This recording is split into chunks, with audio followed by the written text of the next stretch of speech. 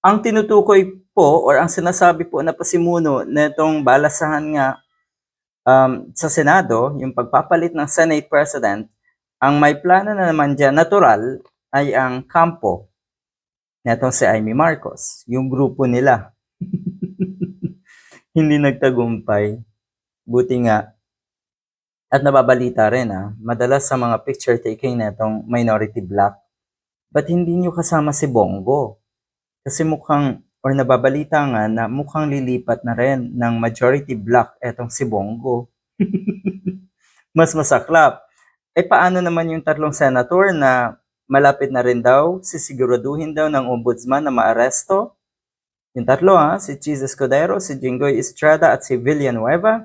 Ibig sabihin yan, ang matitira na lang ay si Amy Marcos, si Robin Padilla, sino pa ba? Basta kukonti na lang po kayo. Masaklap hindi maganda yan. Ang ibig lang sabihin nito, eto na Eto na daw ang ibig sabihin nito Pwede daw kasing walang trial or impeachment trial na mangyayari pag mapatalsik si Tito Soto, Senator Tito Soto. Yan ang totoo. Walang impeachment trial. Paano yan? Naandyan pa rin.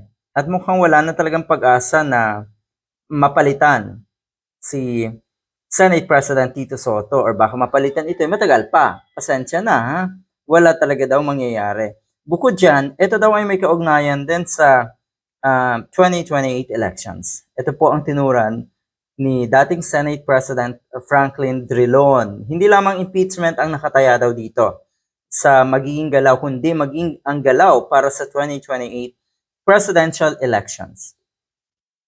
Kung papanig ba sa pagpapatalsik kay Soto o hindi, ay nakatali sa kung sino ang kanilang gustong makinabang sa susunod na halalan.